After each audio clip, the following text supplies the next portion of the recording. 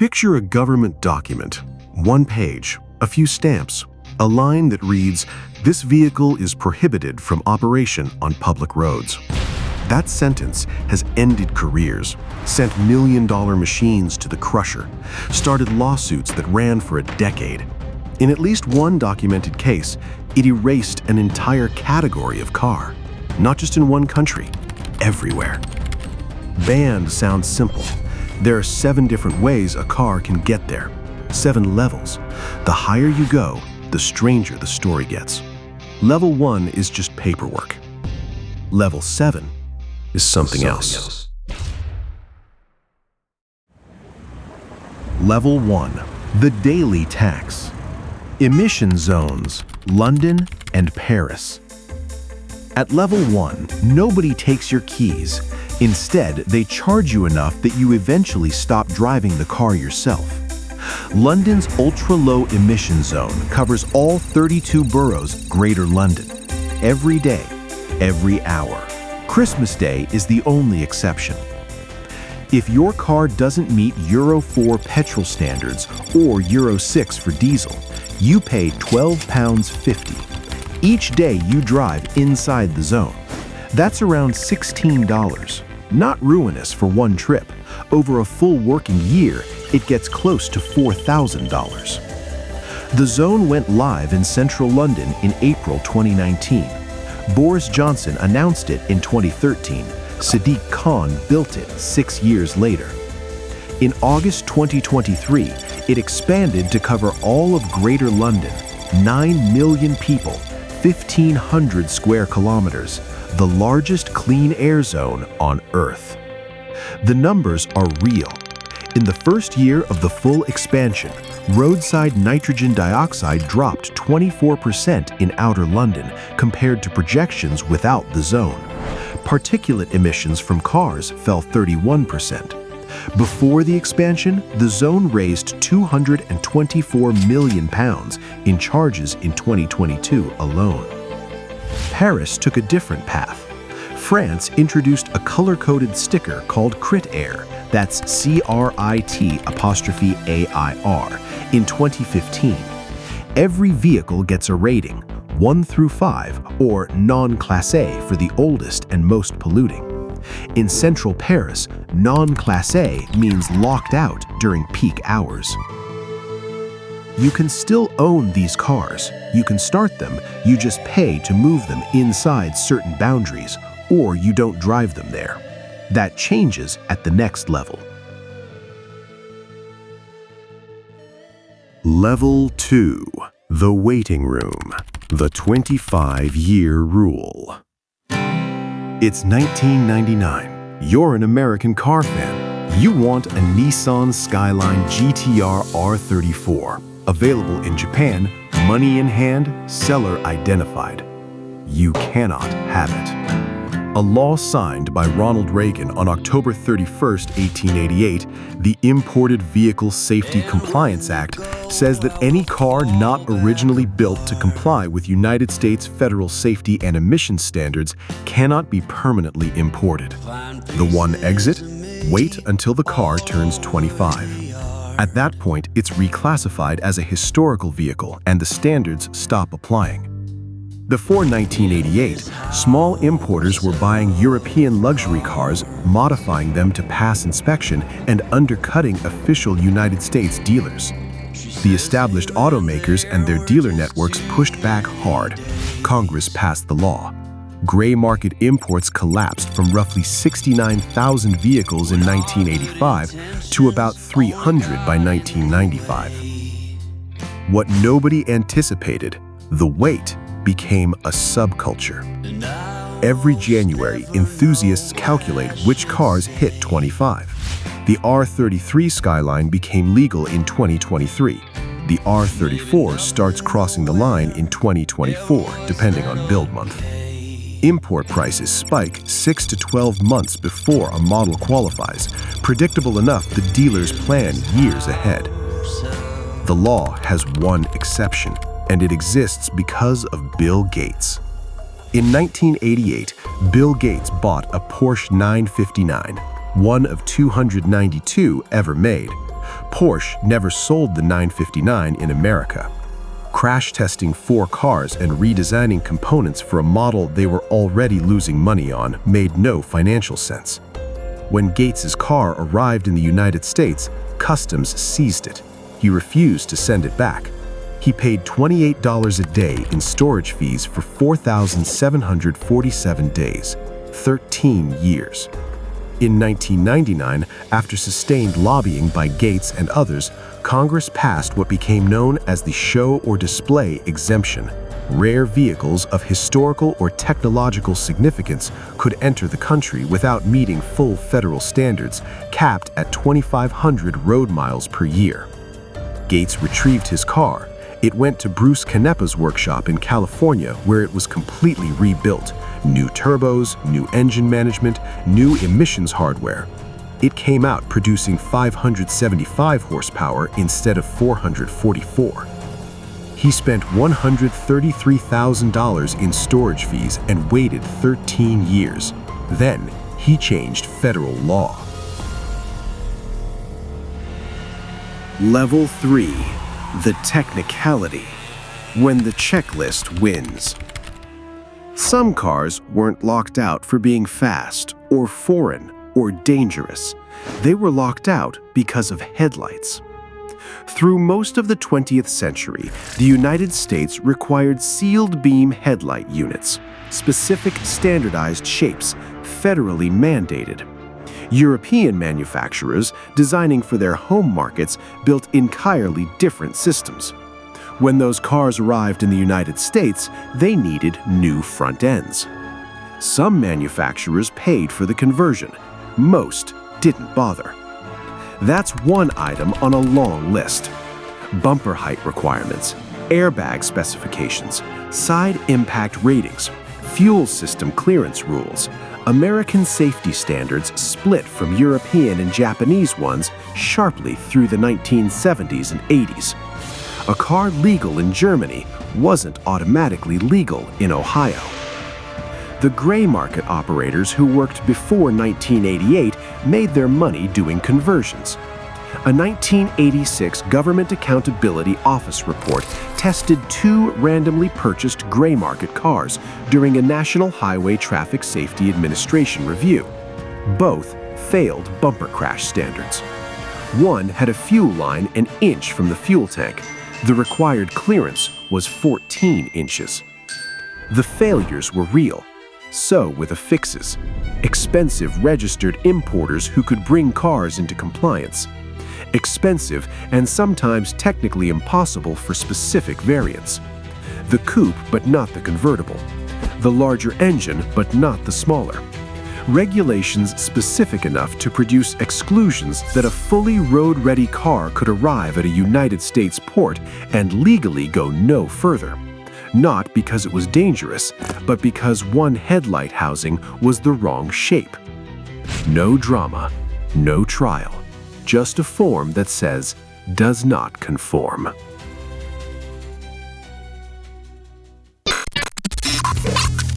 Level 4. Too fast to race. Chaparral 2J and Brabham BT46B. In July 1970, a car arrived at Watkins Glen for the Can-Am series that nobody in the paddock had seen before. Jim Hall built it, a Texas engineer who had been producing radical racing machines for a decade out of a workshop in Midland. The Chaparral 2J ran 2 engines, one for the rear wheels, one a 2-stroke unit pulled from a military tank cooling system, driving a pair of fans at the back. Flexible Lexan skirts sealed the underside to the road, at any speed, at rest, sitting in the pit lane with the engine idling. Downforce at full load, 2,200 pounds, generated entirely independently of velocity. Theoretically, engineers calculated, enough suction to hold the car upside down on a ceiling. Jackie Stewart drove it in testing and described it as extraordinary, almost unbelievable. In race trim, it set the fastest lap at its debut and took pole at every subsequent event it entered. McLaren filed a protest.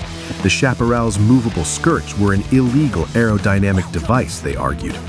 The Sports Car Club of America, the sanctioning body, had approved the car before the season.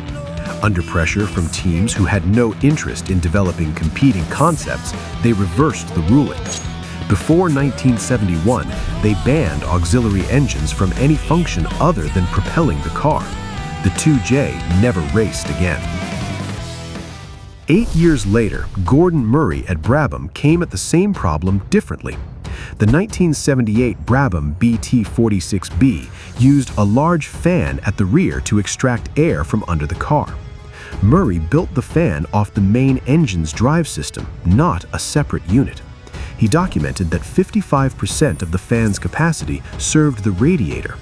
Under the existing regulations, that made it a cooling device, not an aerodynamic one. The Fédération Internationale des Automobiles, the international motorsport governing body, reviewed it and found no grounds for exclusion. At the 1978 Swedish Grand Prix at Anderstorp, Bernie Eccleston, Brabham's owner, instructed both drivers to run heavy fuel loads and the hardest available tires. He wanted the car to look slow in qualifying. Niki Lauda qualified second anyway. He won by 34.6 seconds. Mario Andretti told reporters the car was spitting debris at everything behind it. Murray's response, the fan efflux was only 55 miles per hour. It couldn't spit anything out the back. The international governing body cleared the BT46B to race the remainder of the season. Then Colin Chapman told Eccleston if the BT46B kept running, the other team principals would pull their support from the Formula One Constructors Association, the body Eccleston was building into what would become Formula One's commercial structure. Eccleston chose the coalition over the race result. He withdrew the car. One start, one win. 100% race record that still stands today. The BT46B was never declared illegal. The man who owned it decided politics mattered more than lap times.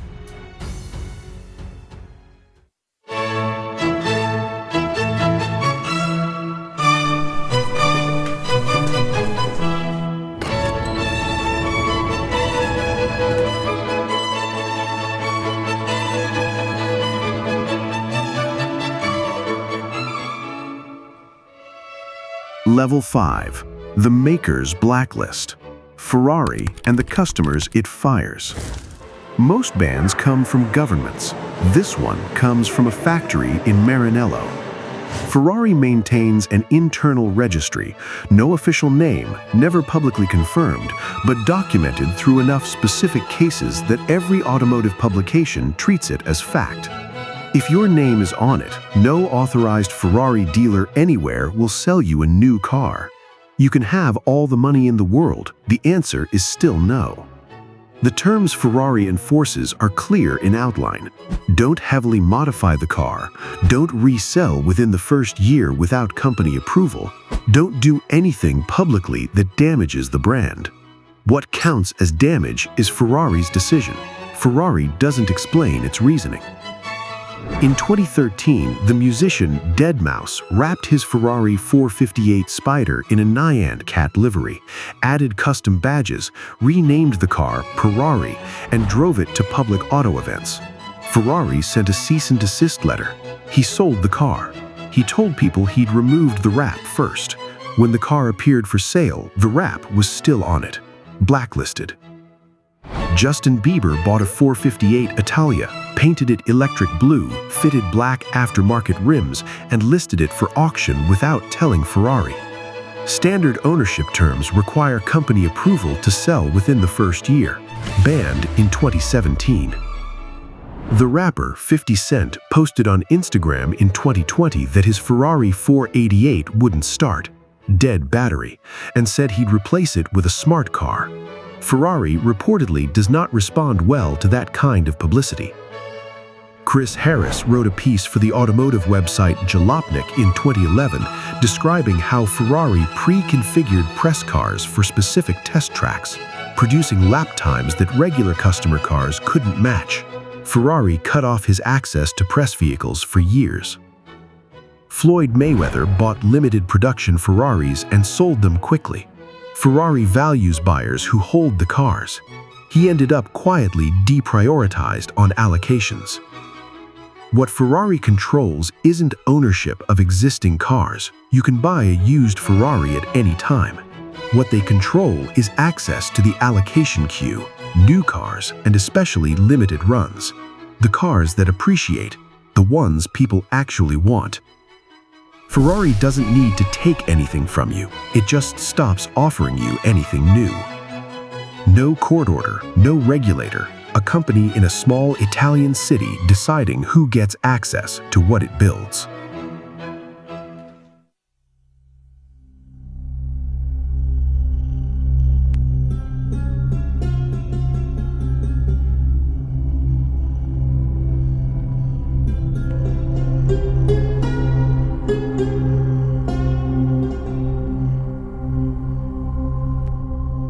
Level 6. The Confession and the Graveyard.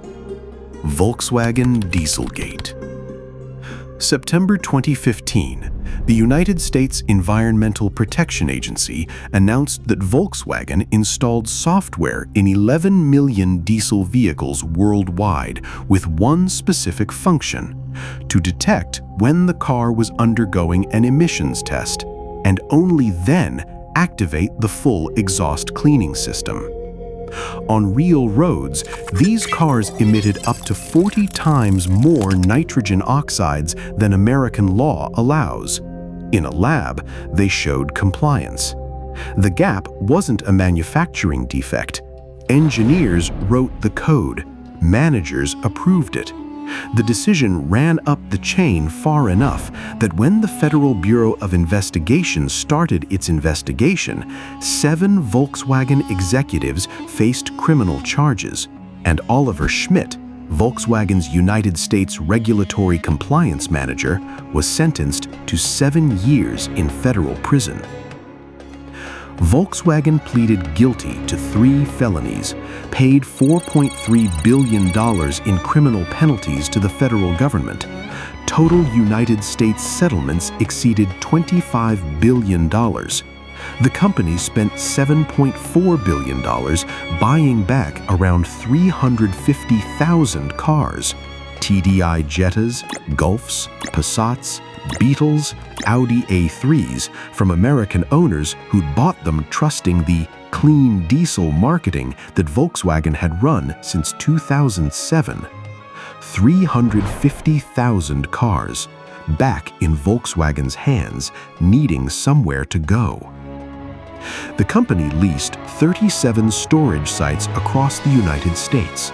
The shuttered Pontiac Silverdome outside Detroit, the old National Football League stadium where the Lions used to play, an abandoned paper mill in Minnesota, a decommissioned airport in Victorville, California, already home to rows of retired passenger jets parked in the Mojave Desert.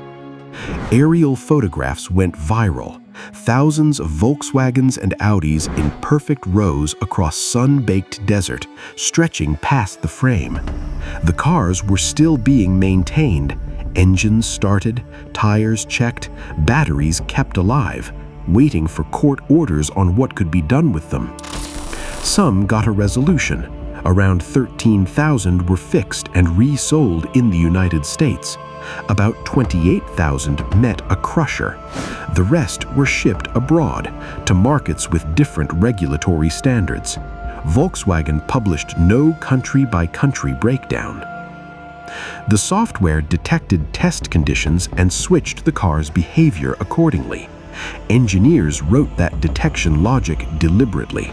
It ran in 11 million vehicles for 8 years before a West Virginia University research team caught it on a public highway. Volkswagen had received multiple Green Industry Awards during the years the program ran.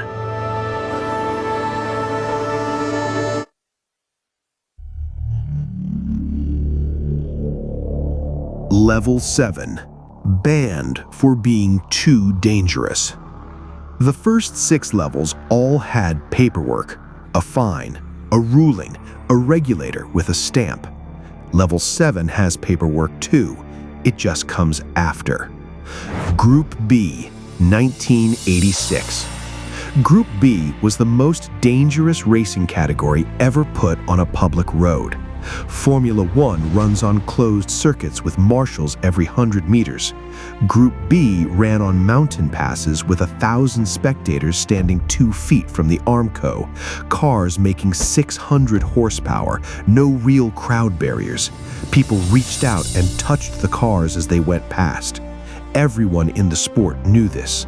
Nobody stopped it. May, Corsica, Henri Toivonen, leading the championship, the fastest driver in the world that year, went off the road on a downhill section. His Lancia Delta S4 caught fire at impact. He and his co-driver, Sergio Cresto, didn't get out. Investigators couldn't determine what failed first. The wreck burned two completely. 6 weeks later, Portugal, Ford RS200, a crowd. 3 dead, 31 injured. The FIA banned Group B at the end of that season. Not one car, not one manufacturer, the entire category, the Lancia, the Ford, the Peugeot 205 T16, the Porsche 959, gone in one decision, no appeals, no phase-out, done. The cars survived. Some sell at auction today for over £1 million. They have nowhere to race. Mercedes-Benz CLR, Le Mans, 1999. No crowd this time, no fire, just a car that kept leaving the ground. Mercedes engineers found during testing that the CLR generated aerodynamic lift at high speed on specific sections of the Circuit de la Sarthe. They adjusted the bodywork, they went to Le Mans believing the problem was solved. Thursday, practice. Mark Webber's CLR launches off the track at the Porsche curves. Barrel roll over the barriers, into the trees. He climbs out. Saturday, qualifying. Peter Dumbreck, same section, same result. He climbs out. Sunday, the race. Dumbreck again. He climbs out of that one too. Mercedes pulled the team while the race was still running, not after the session, mid-race. 3 accidents, 3 days, same car, same corner, and they didn't wait for anyone to tell them. The CLR never raced again. Mercedes shut the program down and stayed away from Le Mans as a constructor for 15 years.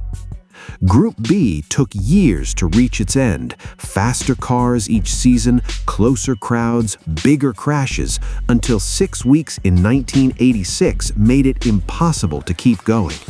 An era closed in one FIA decision. The CLR took 3 days.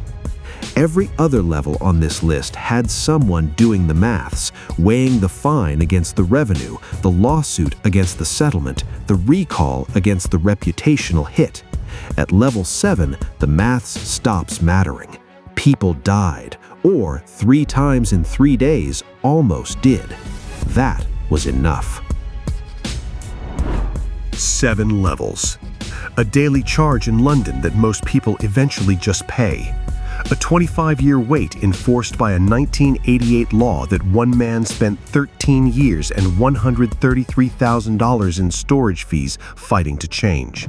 A compliance checklist that locks out cars built to a different standard.